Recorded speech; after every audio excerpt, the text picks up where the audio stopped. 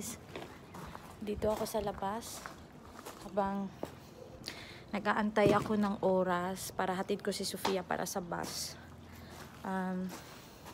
Tingnan nyo yung mga tanim. Ayan na, namulaklak na siya, diba? Ayan. So, ayan. Hindi pa siya madami guys kasi ito lang yung tinanim namin dati. So, kasi buntis na ako noon. So, eto pa din sila. And i-share ko lang sa inyo guys kung bakit ako napauwi ng maaga kahapon. May emergency dito sa bahay. Tumawag si Bana sa akin alas 6:30 ng gabi. Nasa duty ako. So, tumawag siya. So, hindi ko napansin kasi busy ako gumagawa ng cut off sa trabaho. So, after 30 minutes ko pa nakita yung cellphone ko. Kasi normally yung cellphone ko naka-silent. Kaya yung palagi kami nag-aaway dyan kasi yung cellphone ko naka-silent. So, hindi ko namalayan yung tawag niya. So, nag-text siya na pwede ba daw akong umuwi na para magbantay kay Sofia kasi daw yung niya, shoulder niya super sakit. Na yan, sabi niya the whole week daw sumasakit na pero lumalala daw siya. So, akala ko naman kung so tinawagan ko siya. Tapos, nung sinagot niya yung phone, yung narinig ko lang is that, yung parang ganun ba? Sabi ko, hello, hello. Tapos sabi lang niya, ewan ko ba kung para siya natatawa or umiiyak kasi never talaga yan siyang ganyan. So, and then never pa din yung nangyari sa kanya. So, sabi niya, hindi sumasagot. Sabi ko, hello, hello, are you okay? Are you okay? Hindi sumasagot. So, nataranta na ako. Tapos sabi ko sa kasama ko, pwede ba ako umuwi kasi may emergency sa bahay. So, yun, nagmamadali ako umuwi.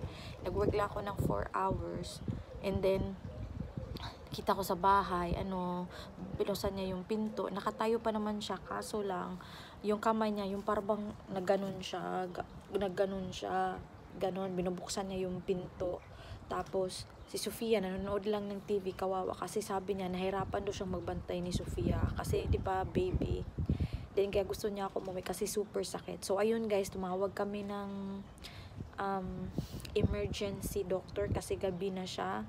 And then yun, tinanong kami kung anong sakit niya, meron ba siyang history, meron ba siyang tinitake ng mga medicine, meron na ba siyang ininom na painkiller, nakakahinga ba siya, ganun. So, after nung tawag namin, alam niyo lang sinabi ng tao, uminom siya ng paracetamol na 500 mg. So, uminom siya guys ng 2 paracetamol. And then, after nun, medyo nagkumalma siya ng mga 2 hours, 3 hours, kumalma siya. And then, nung gabi naman, after nun, sumakit na naman ulit. So, sabi ko sa kanya, gisingin niya ako pag hindi siya makatulog. So, ginising niya ako and, uminom siya ulit ng paracetamol. And then, nag-decide siya na bumaba at saka doon matulog. Sabi niya, hindi daw siya nakatulog. So, normally may siya ngayon guys. Yung appointment niya sa doctor is 12 noon. Bukas pa. So, sabi ko punta na siya muna sa doktor bago siya pumunta sa trabaho. So, kasi ma-interview siya ngayon eh. So, hindi ko siya pwedeng samahan kasi si Sofia ihahatid ko sa nani niya. And then, magtatrabaho ako. Sabi niya, kaya pa naman daw niya.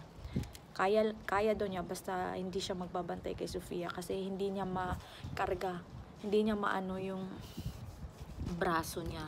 Pero feeling daw niya parang arthritis, pero hindi pa siya sure kaya pupunta siya sa doktor. So yun guys. Hindi ko pa alam kung ano nang nangyari sa kanya. Sabi ko nga kahapon kung gusto niyang tumawag ako ng ambulansya. Kasi 'di ba nahihirapan siyang mag-drive. So, wala pa naman. So, inaantay-antay ko yung call niya. And, sana okay lang si Bana.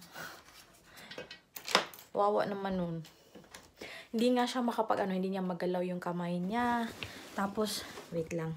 Sara ko muna yung pinto. Ayan.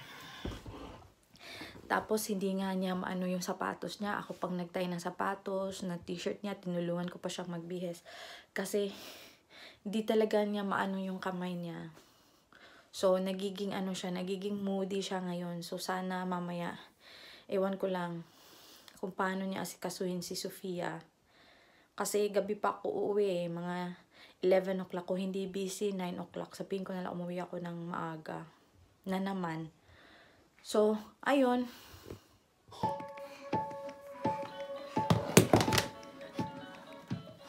Sofia,